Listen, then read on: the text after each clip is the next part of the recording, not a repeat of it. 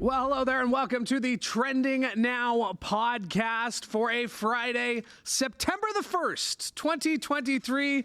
We have made it to September, and although it is Labor Day weekend this weekend, I think it's time we officially say goodbye to summer 2023. Thank you for everything you brought us, summer 2023. And yeah, we get one more weekend. Maybe you're lucky enough to have the long weekend like half the people in this building do. Maybe you have to be here on Monday like the other half of the people in this building do. But regardless, enjoy this last few days of summer.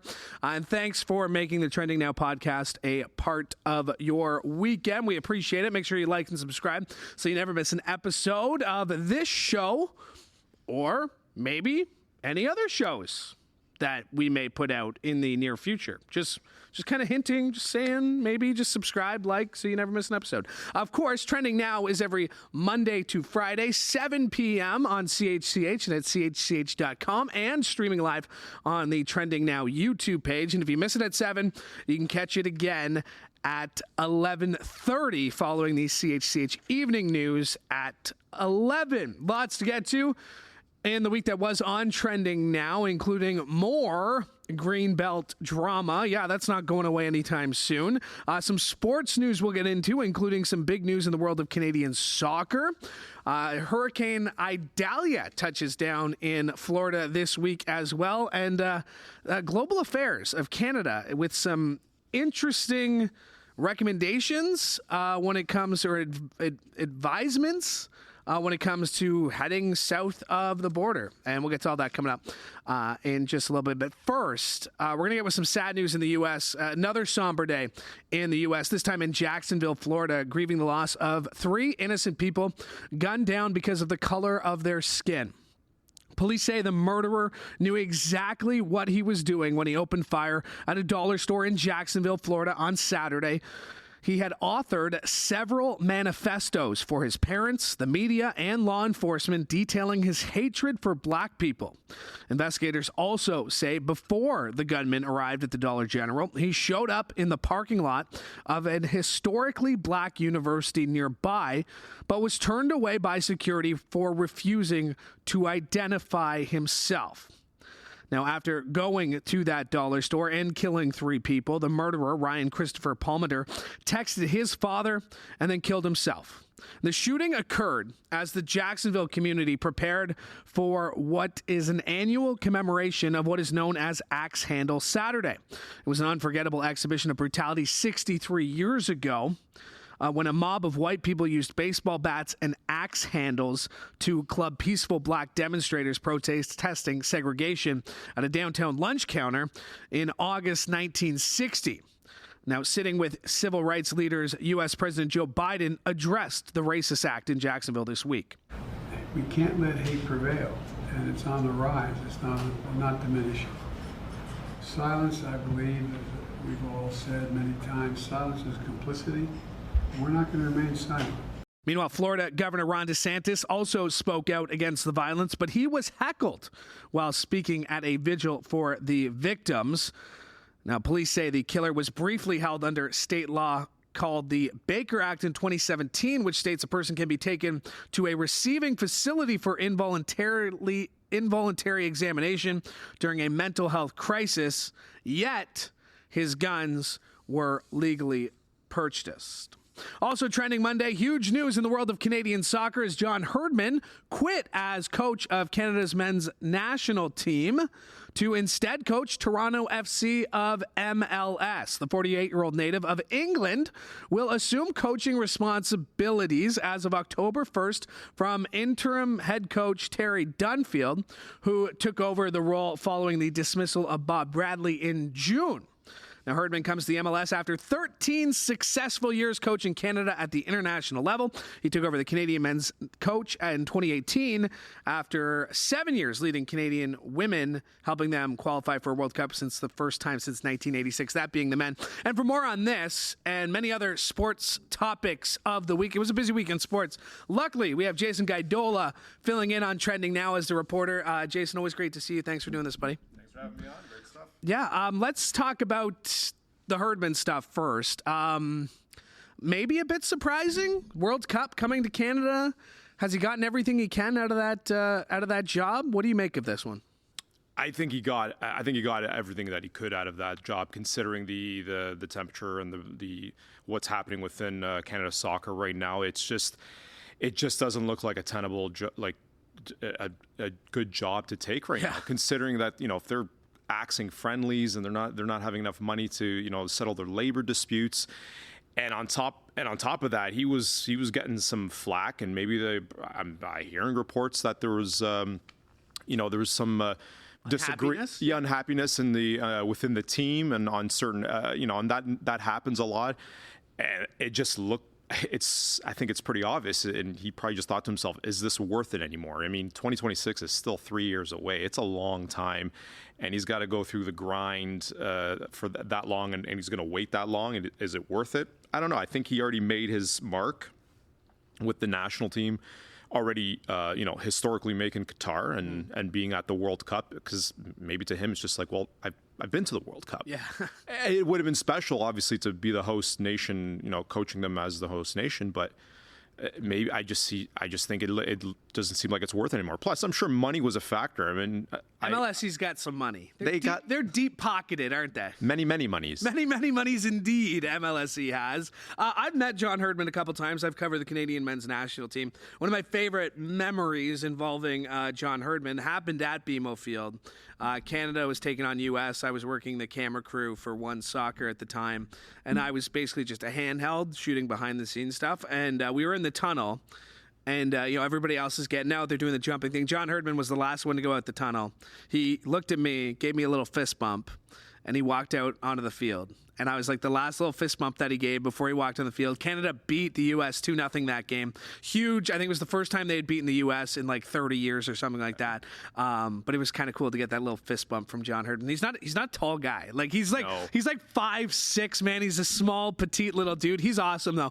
Great coach, and I'm really excited to see what he can do with TFC, who has been absolute dog stuff the last few years. I just want to say that's a great story. That kind of reminds me of like a Mean Joe Green, like down the hall. That was a Coca-Cola exactly. commercial. Yeah, it was exactly just like he looked at me with like a little camera, my little bib on, and he's just like gave me a fist bump, and then they won. I'm like, I'm never washing this hand again. Like John Herdman fist bumped me, and then I saw him a couple of weeks later in Florida because I was covering Canada-US in Florida. And I told him, I was like, well, you got to fist bump me before you go out on the pitch. They ended up losing that game 3-0. So that was the end of the good luck fist bump from Louie B. It's a great story to tell, and always tell it. But yeah, him going to TFC, it's just, I don't know. I mean, it's a coaching change always rejuvenates a team, right? And I mean, they won the last game. They look like a completely different team. I don't know if it's because they just want to move on with the old regime. I mean, that's all it takes is a little bit of a manager or coaching change, and the team is motivated again. And he's a huge motivator. I mean, I think he does what he does. He's more of a, maybe, I'm not saying he's not tactical, but I think he focuses on like team chemistry and team unity and just, building a very high chemistry team. And maybe that's what's missing probably with TFC right now, is that they're just not there seems to be a disconnection there, and maybe he's going to help bring that connection. Speaking of disconnection, whatever happened to Canadians dominating the tennis world? U.S. Open this week. Canadians made a very quick exit out of the U.S. Open. All of them gone by, I believe, round 2 or round 3. We're into round 3 this weekend. Something happened. Where are all the good Canadian tennis players? It's just again, it's like a Greek tragedy. It's just it was brutal to see. I don't know what's happening. I just think that Raonic was at the top of he was almost the face of it at the beginning of it. Yeah. Then Jeannie Bouchard came in, and then she fizzled out. Yeah. And then Andreescu comes in. Huge, U.S. Open winner. She won the whole damn thing. The whole thing, and then it just went away. And I mean, like, I'm seeing a trend here. I don't know what's happening. Maybe maybe other tennis players are catching up, and they're just maybe they're catching up to their games, and they haven't quite evolved yet. And I mean, if you really think about it, I mean, there's only a handful of tennis players that sustain greatness for such a long time. We've been spoiled too. We've been spoiled, yeah. We've really been spoiled. Where are you in the Djokovic, Federer, Nadal. Are you? Because I was someone who was always like, Federer's my guy. Like Roger Federer is my guy. And then Nadal was like, oh, this guy's, he's going to win all the French Opens. And now Djokovic has come in. He's passed both of them. Like, is Djokovic the GOAT in your mind? Like, if you're taking a step back of the last 20 years, this kind of... It's hard to argue against if somebody were to say, you know what, I'd rather take Djokovic over Roger Federer. Would you? That's a tough one. I don't know. I'm still a Federer guy. I still think Federer, like, I think he started this whole, this great three. I don't know. Roger Federer will always have kind of a match for your life. Djokovic, and at their peaks.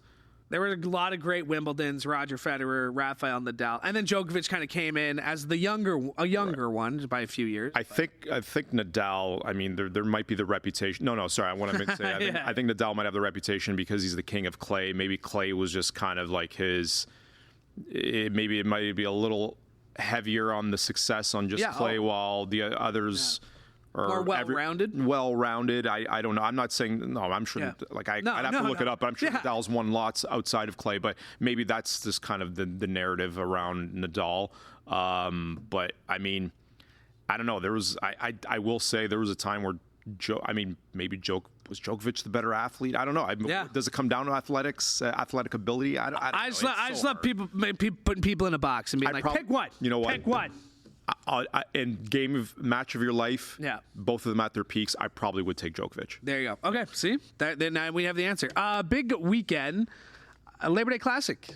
Yep. Our Hamilton Tiger Cats, the team that... I don't know, man. I'm a little nervous, not going to lie. Well, I mean... Against the Argos... Tim Hortons Field, 30 kickoff. A shocking win against BC. All of a sudden, I'm like, oh my God, are the Ticats humming again? They appear to be. I don't know. I mean, I'm going to say I'm going to reserve excitement. I mean, it was a shocking win. It was a great win out in Vancouver. I'm going to need to see a little bit more. Yeah. I don't know. Like it was a dominant win, 30-14. They were 10.5-point underdogs.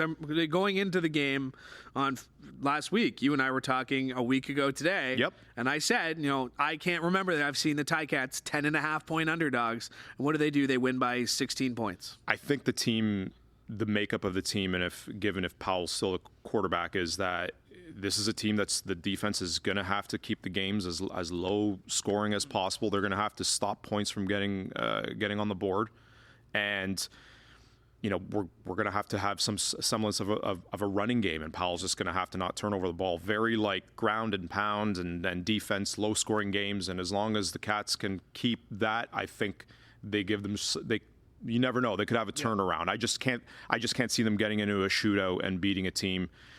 Then, so does that mean they're going to make a run of the playoffs? I don't know. Shad Kelly was trending this week because he became the highest paid player in the CFL, signing a 3-year contract extension worth just over $1.8 million. Are you one of those people who buys in that he is the next face of the CFL, that he needs to do well for the CFL to do well? He could be. Just the simple. I mean, he's got a lot of ability.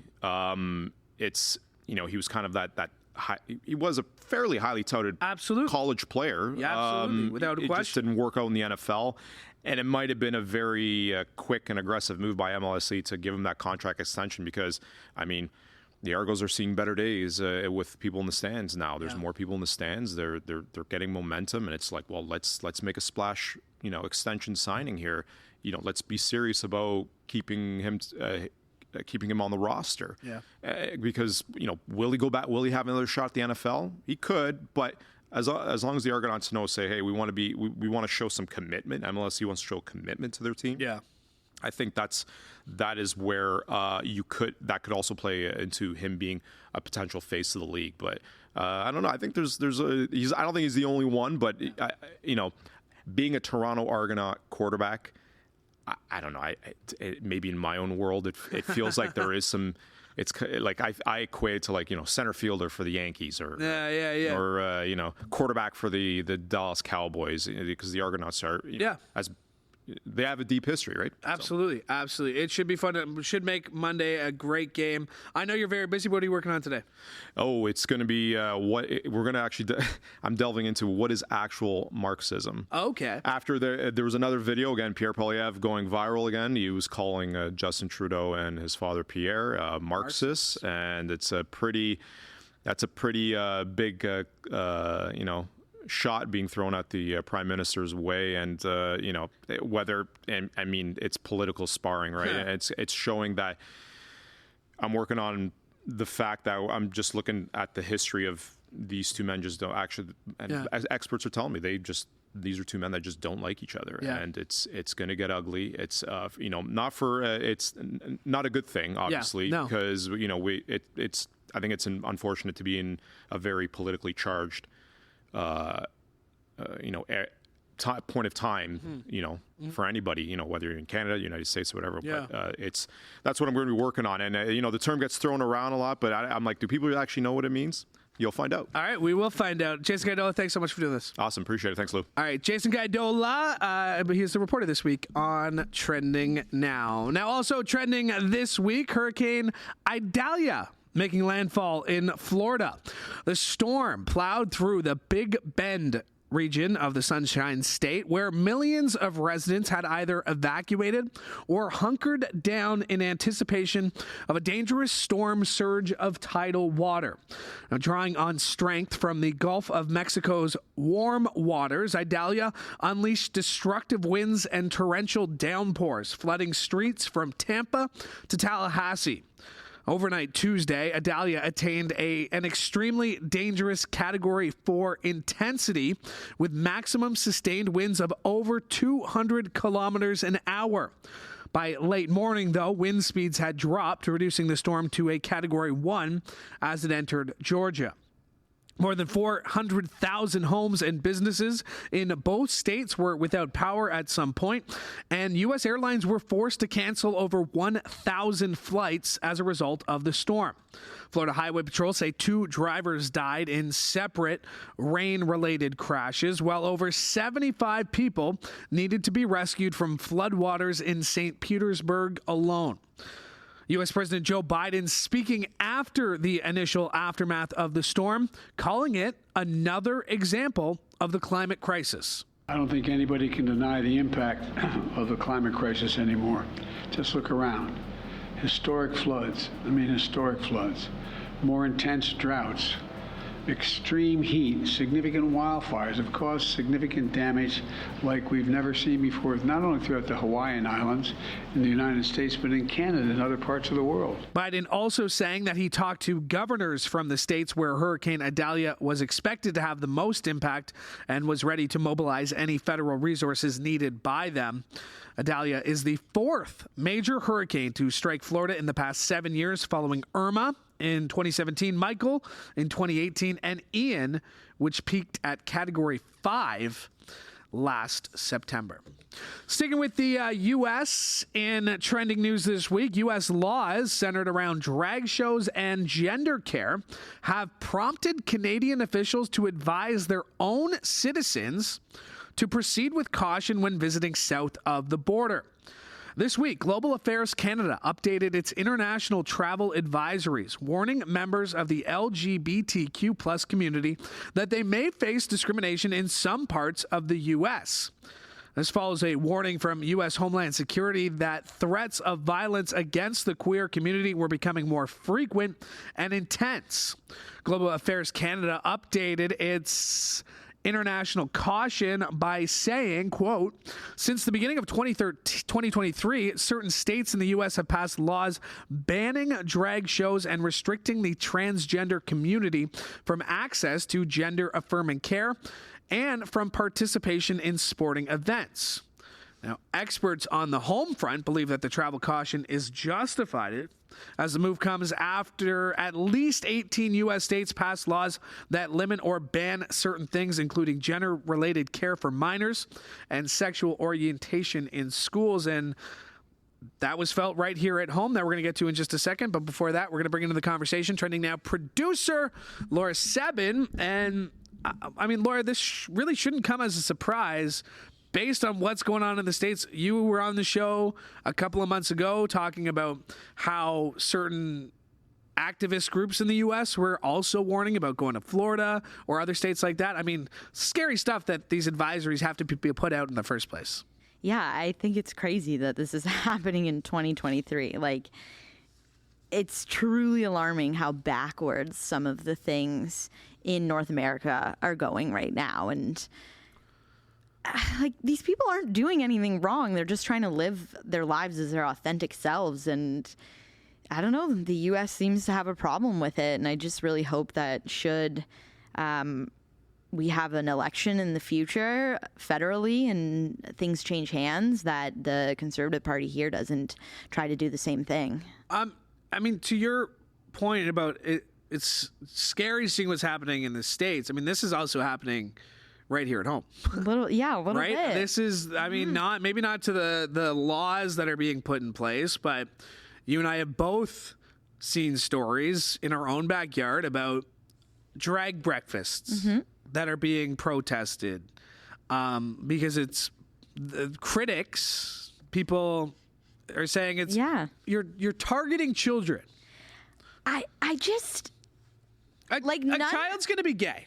Like if your kid's gonna be gay, it's drag gonna queen be gay. or not, whether a drag queen or not. Like I think there's this idea that this is turning kids. Yeah, and it's interesting because, like, you know, kids are in a constant state of like learning. Yeah, and if you choose to be one of those parents who like wants to show their children like queer culture and be like, hey, this is like things that happen around, like, don't know if you're gonna want to be a part of this or whatever, but like this is something that like these are certain groups of people just like anybody else, right?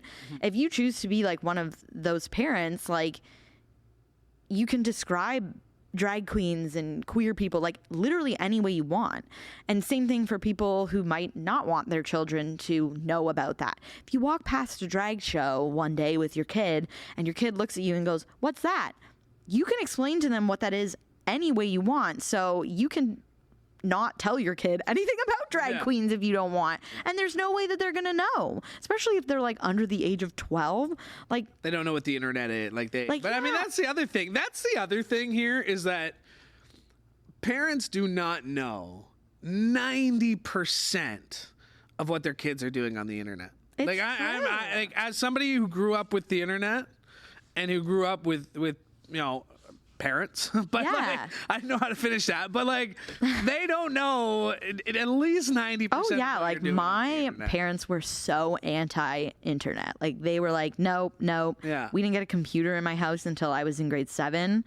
Wow. And I was only allowed to use it for homework. Yeah. Or these like, do you remember like Jumpstart for kids and stuff? Yeah, my mom bought like those. And, like, you were allowed to play those. Yeah. So like in grade 8, when I wanted to get Facebook, I had to like sign up under a fake name. I had to be like quick with the tab switches when my mom came upstairs. Like, there's ways to get around it, and like your kid is gonna search for whatever they want to search for. But like, assuming that like a drag queen performing or anything, like any queer person existing is trying to like sexualize your child is like insane behavior, in my opinion. So pushback is continuing in U.S. classrooms regarding parental rights, but also right here at home. Pronouns in schools are trending. As Ontario's Education Minister Stephen Lecce faced backlash this week after saying parents must, quote, be fully involved if their child chooses to use a different name or gender pronoun at school.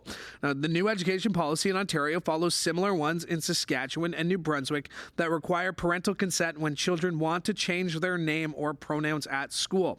Lecce did note that schools should be safe for all children and that teachers and school boards take home environments into account where there are exceptional circumstances or situations of potential harm to the child.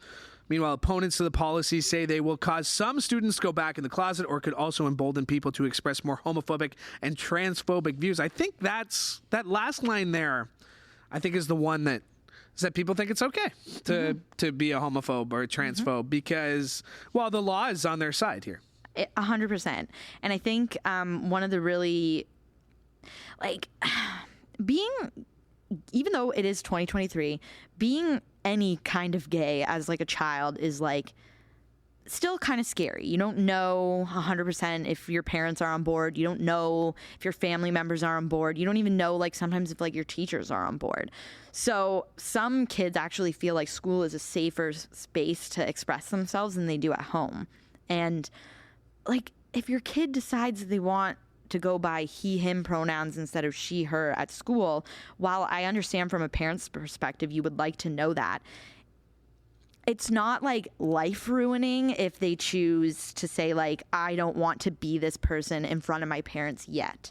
Hopefully they'll become more comfortable to do that. Yeah. But my problem with what he said, what Lecce said, was he said something about like, you know, like it's a medical issue, like a health issue, and like changing your pronouns is not a medical or a health issue. Like trying to make it seem like it's like some sort of like mental health thing, or that like anyone who wants to change their pronouns like wants to undergo gender affirming surgery is like really dangerous, and that is what like That can is emblazon people. But like that is what's getting like, what this policy. suggesting. Yeah, this policy here is okay. Yeah, you know, he's saying exceptional circumstances, you know, situations of potential harm to the child. Again, like.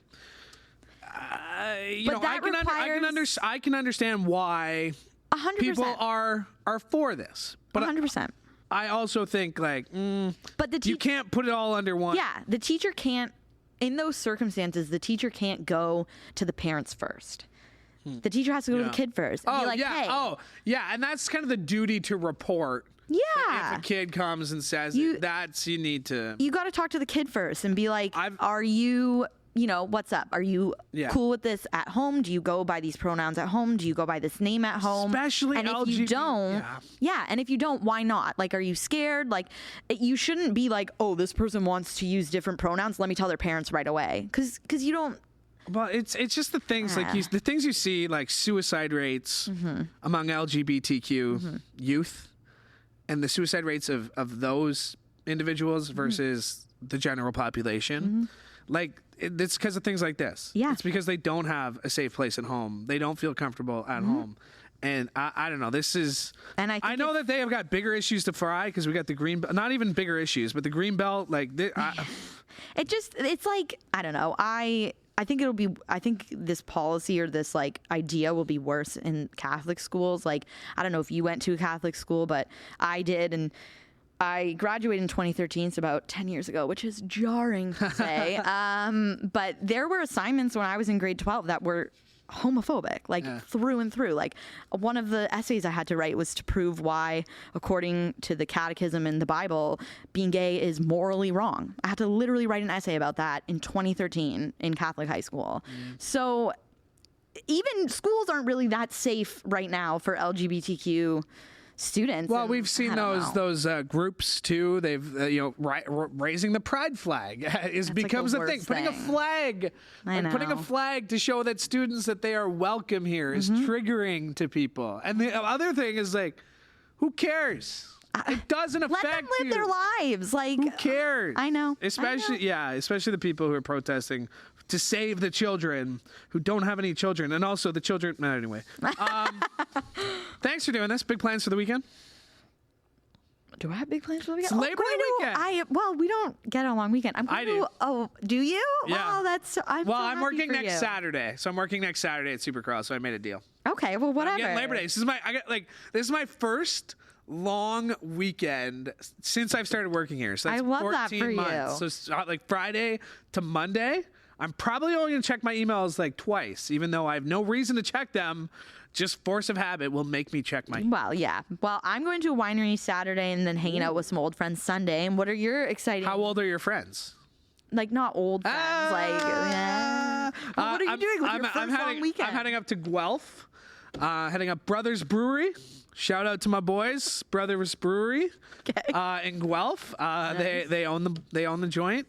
And I haven't been up there all summer. I got a lot of friends up there that I'm looking forward to seeing. It's my dad's birthday on Sunday. Shout out Jimmer. It's his birthday. He turned a little bit older than me. A little bit. And then Monday, Labor Day Classic, going to the Tie Cat. Oh, that'll be so great. And plus, it's supposed to be beautiful weather. Oh, I know.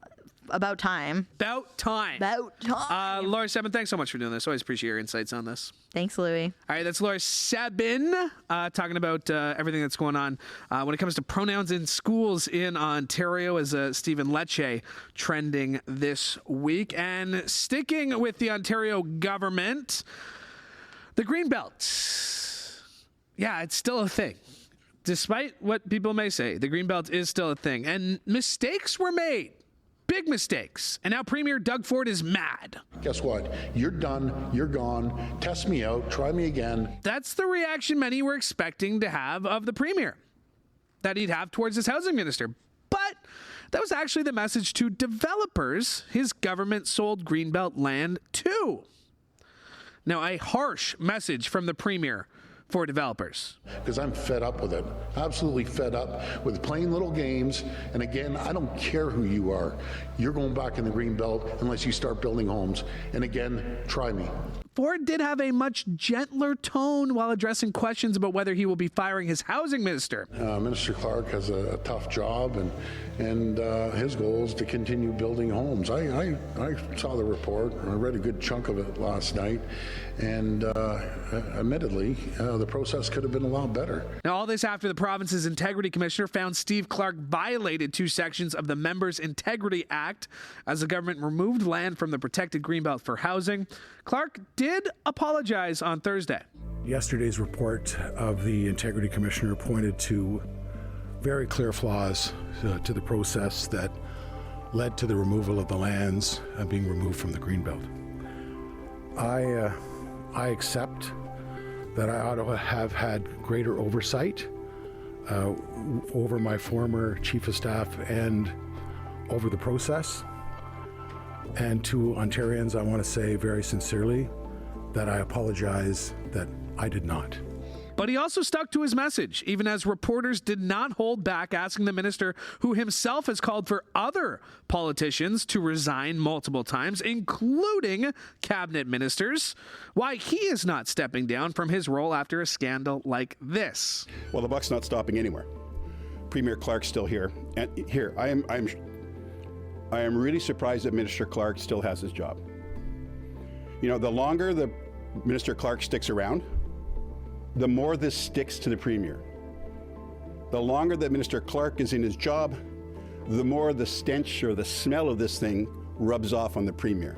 Now, only time will tell if Clark can survive the turmoil.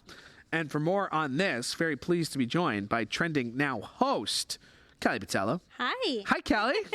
I made a joke, the first time, I think it was the Auditor General report a few weeks ago, and I was like, okay, we can all move on now. Yeah. Thinking that, not that we were going to move on, not that that was the end of the story, but just that people have such a short attention span. I think after the Auditor General report, Ford thought, I can get out of this, I can get in front of this. This is, like, from somebody who's been a journalist for a while, you're in the same boat. I can't think of a scandal being handled as poorly as this one is being by the Ford government. I mean, and you said it there, like, this minister has called on other people to resign. Other ministers. Yes. Scandal plague. Yeah. Ministers. And so we watched, of course, the 2 news conferences yesterday. Premier Ford had one, and then Minister Clark had one. And basically they were just trying to do damage control, I guess. But really, I mean, and kudos to all the journalists there, because they were really holding them to the fire. And they stuck to their talking points. Like, oh, yeah, the way we handled the Greenbelt process was flawed. We could have done better. I take full responsibility. The buck stops with me. The buck stops with me. It was, I thought, I will say, I thought, and good on the reporters. We're small circles. We've crossed paths with a lot of them. It felt very combative, though. Yeah. Like, even from the reporter's standpoint, and I understand, like, when Doug Ford is going to name drop, Colin DeMello. Hey, Colin, you live 10 minutes away from here. So what about those people who don't have a home? Like, he was getting It was very attacky, like you said. From both sides. Because there was, when you're trying to defend yourself. And it's a reflection of Ford too. This is his housing minister, right? It's something that he should have had more oversight over as well. So he's trying to defend himself. He's trying to defend his housing minister. And then, like you said, he goes on to kind of throw a jab at a reporter that was very unnecessary. Like, oh, you just walked over here from your house while we're trying to build houses for other people. Like, what does that have? 1.5 million homes. If I had $1, if there was if everyone had $1 for every time he said 1.5 million homes, we'd be able to build those houses, and I'd be able to afford a home because he's like that. Like you said, sticking to your talking points ad nauseum. No matter the question, we have to build 1.5 million homes. We have to build, but that's not the point. Yeah, you could have done it in a different way. You can still build those homes. You can still go on and build more houses for the people of Ontario who, we do have a problem here, but you don't have to, have a sketchy process or, not be transparent about what you're doing and how you're doing it. So they said this, this developer in Ajax, they were so frustrated. I mean, the timing is so shady of this announcement. Like, oh, you just caught on with this developer right now trying to sell land that was also zoned for commercial, even though that's all supposed to be for housing. And this was their example that they want to make, that if you're not following it, we're going to take it back. Like, if you're not following the rules that we sent, we're going to take it back from you. Yeah, and in my report, I started off with a clip of Doug Ford saying, "That's it, you're done, try me, test me, all this business." And he was talking to the developers. Like, he was angry at the people who his government sold the land to. And, and okay, rightfully so, because that's not right what they were doing. No. But at the same time, it's like, well, this problem started with people in your government. Yeah. So if you're going to have that tone to the developers, what are these conversations that you're having with your housing minister, and what do those conversations look like? So, I mean, he's mad that these people are trying to make money? When the Auditor General report says this is going to make not a lot of people, this is going to make those 15 developers $8 billion. Like, what's the trade? Like, I'm sorry, because this guy threatened to sell it a little bit earlier before there's actually something there. Like, I don't understand. And how does this story go away? Is it going to take Clark resigning? Is it going I don't know. You know what? Because he hasn't yet. Like, if he was going to resign, he should have done it 2 weeks ago. Yeah. And I thought that maybe yesterday we could have seen a resignation from him, but he didn't even come close to saying that he was going to resign. No. I don't know. I think that maybe if more on this story comes out and, there's more problems or more flaws in their process than we even know about right now, then Which maybe. There could be.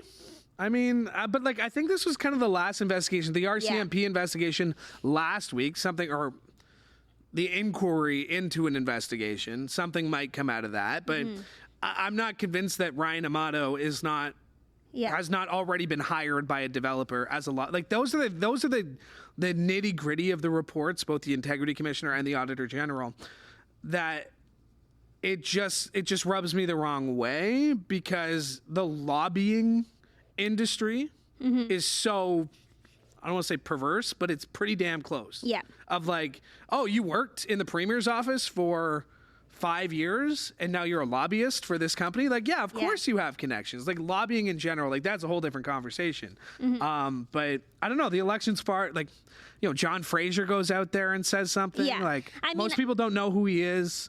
Even Mike Schreiner, the one Green Party member, like, when he holds press conferences, like, I know who he is because I work in the business. I have to know most politicians, right? I do think this is something that is a big deal now, but by the time, campaigning rolls around again, this is going to be something that most people will probably have forgotten about. 2026 is a long time away. You talked to Mohit today. Yes. Yeah, talking tech trends. I talked to Mohit too. Like you. Yeah, I know. Look at me. He made an appearance on the podcast. We're going to get to that in just a second. But before we do that, Kelly, I got to ask. Labor Day weekend. What are you up to? Nothing much tomorrow. Okay, that sounds good. Yeah. And then Sunday, my sister-in-law is having a little pool party at her house, which is going to be fun. So looking forward to that. How about you? So I just telling Laura this. I'm going to Guelph. Nice. Again, shout out brothers. They might have to sponsor the podcast now. They might. I've mentioned them twice now. They might have to sponsor the podcast. I'll come with like a nice brew next time. Just my buddies have a brew pub up in Guelph. I haven't been up there. I usually always went up to Guelph every weekend. Throughout university. So it's been a while since I've been up there. So nice. Yeah, well, that's gonna be fun. And then it's my dad. It was my dad's birthday this past week, so we're doing a family stuff. So beautiful. My little nephew gonna be in town this weekend. That I cannot wait to see. But journalists don't actually have a real long weekend. So I know, many other people. I do. But you actually do? You're off Monday? Yeah. Oh. I mean, it took some creative scheduling.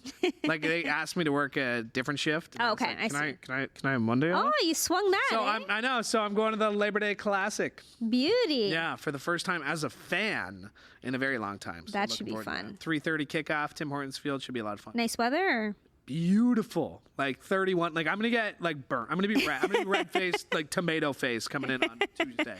Can't wait. Yeah, all right. Kelly, thanks for doing this. Thank you. All right, as mentioned, Kelly spoke with Mohit Rajahans. Mohit. Kelly's looking at me. Mohit. I got it right. Mohit Rajans. Mohit Rajans. That's what I said. Yeah. Okay, yeah, thanks, Kelly.